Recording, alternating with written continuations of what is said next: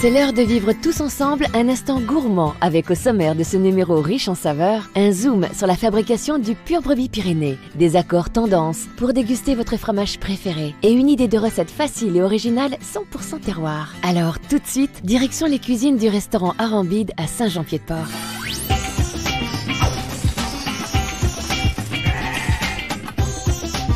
Chef, c'est quoi l'idée de la recette? Nous, au Pays Basque, on est habitué à manger le fromage de brebis avec la confiture de cerise noire. L'idée de la recette, ça a été de la rendre un peu plus originale et en la montant en millefeuille. Tout de suite, la liste des ingrédients. Pour commencer la recette, vous prenez de la confiture de cerise noire. Alors vous faites chauffer après cette confiture, juste tiédir, ça suffit. Ensuite, vous prenez un moule, ce que vous avez. Vous chemisez un petit peu avec du papier film. Là, j'ai taillé des tranches de fromage de brebis sur un demi-centimètre d'épaisseur, à peu près. Donc vous mettez une tranche dans le fond de votre moule. Alors, vous mettez une couche de confiture. Voilà, de la confiture, il faut qu'il y en ait, on va dire, 2 fois moins que le fromage. Et ensuite, voilà le principe du millefeuille, vous montez couche par couche. Il faut qu'il y ait 4 couches de confiture pour 5 couches de fromage. Bientôt, la suite de la recette.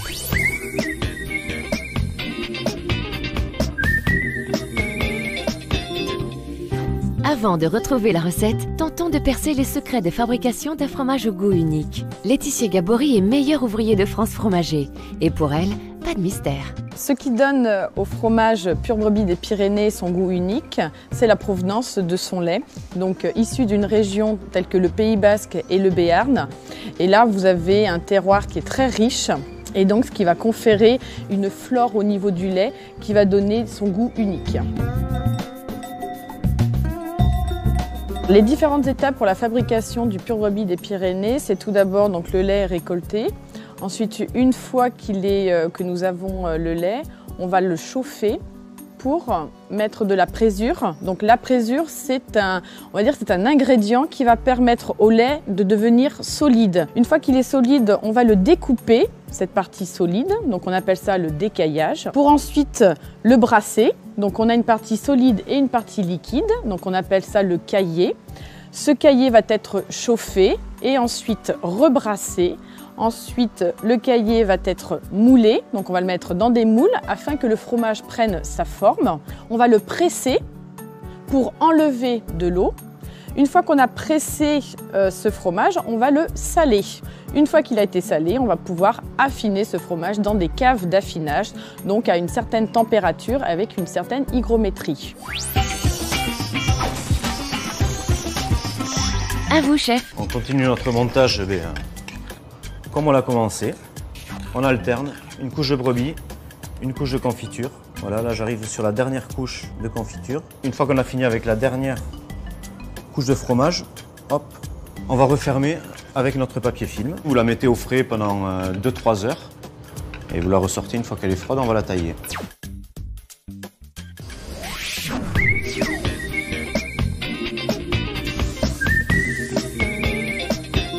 Si vous êtes à la recherche de sensations différentes, d'accords tendances, regardez bien ce qui suit. Il y sera question d'un mariage étonnant à consommer malgré tout avec modération.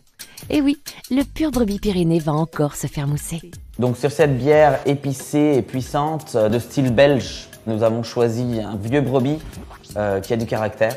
L'idée étant de faire correspondre la force du fromage avec la puissance de la bière. Nous allons ouvrir maintenant une petite saison italienne brassée avec de l'épeautre. On est sur une bière plutôt sèche, délicate, toujours sur les notes maltées, mais on est dans la finesse. Cette bière va très bien avec un jeune brebis des Pyrénées. L'idée de l'accord étant d'aller rompre le côté un peu crémeux du brebis avec cette bière sèche et désaltérante. Mais nous ne sommes pas au bout de nos surprises gourmandes. Direction le cadre zen de l'école du thé pour tester un autre mariage heureux. Alors dans l'ordre de dégustation, ce qui est intéressant, c'est de déguster le fromage tout seul, ensuite de déguster le thé. Ainsi, on a toutes les notes du thé qui apparaissent. La texture du fromage fond complètement, laisse libérer tous les parfums. Sur les fromages de brebis jeunes, on va proposer plus un thé vert de type thé vert chinois. Alors quand on l'associe avec un fromage de brebis plus vieux, on va lui associer un thé avec des notes beaucoup plus fruitées, plus boisées. Là, on est vraiment dans une alliance parfaite. Allez, on retourne en cuisine. Voilà, 3 heures après, le millefeuille, vous voyez, il est bien dur, on peut appuyer dessus, il n'y a pas de problème. Hop. On retire le cercle, on retire notre papier film. Là, vous voyez, on a bien toutes les couches du millefeuille. Maintenant, nous allons passer au dressage. Alors, je vais couper des tranches pas trop épaisses.